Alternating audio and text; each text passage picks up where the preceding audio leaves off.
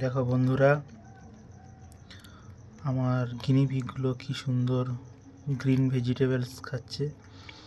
ওদেরকে আমি green leaves দিয়েছি, ওরা খুবই মজা করে খাচ্ছে। তোমরা দেখতে পাচ্ছ গ্রিন লিভস, যে কোনো গ্রিন লিভস, সবুজ পাতা, এরা শাক পাতা, এরা সবুজ শাক পাতা, গ্রিন লিভস এরা খুবই পছন্দ করে। তো দেখতে পাচ্ছ ওরা কি সুন্দর খাচ্ছে। আমি ইভিনিংয়ে এদের এই গ্রিন ভেজিটেবলস দিয়েছি ইভিনিং টাইমে। এখন সন্ধে 6টা, সাড়ে 6টা বাজে।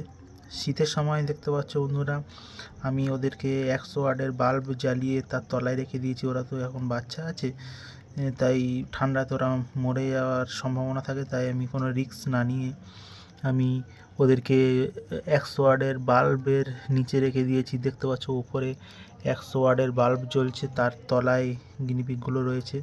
ওরা খুব আনন্দের সঙ্গে আছে, ওদের কোনো ঠান্ডা লাগছে না, আনন্দ করে খাচ্ছে। কিন্তু যদি না আমি বাল্ব জ্বালাতাম, সকালে উঠে দেখতাম যে সব গিনিপিগগুলো ঠান্ডায় মারা গেছে। আমাদের এদিকটায় খুবই ঠান্ডা পড়ে। আমার বাড়ি হচ্ছে সাউথ 24 পরগনা। এখানে এখন পৌষ মাসের শেষ প্রায় বলা চলে, খুব ঠান্ডা পড়েছে। তো আমি সেই জন্য কোনো রিস্ক না নিয়ে 100 ওয়াটের বাল্ব জ্বেলে দিয়েছি রাত্রে, যাতে না বাচ্চা ঠান্ডায় মারা যায়। আর এই গিনিপিগগুলো আমি কদিন খুবই ভালোভাবে টেক কেয়ার করবো, এদেরকে বড় করব। আর যখন এদের 6 মাস, 6.5 মাস বয়স হবে, তখন আমি এদেরকে ব্রিডিংয়ে দেবো। তার ভিডিও এই চ্যানেলে চলে আসবে। সেইগুলো দেখতে হলে এই অবশ্যই চ্যানেলটিকে সাবস্ক্রাইব করে রাখবে বন্ধুরা, অবশ্যই চ্যানেলটি সাবস্ক্রাইব করে রাখবে।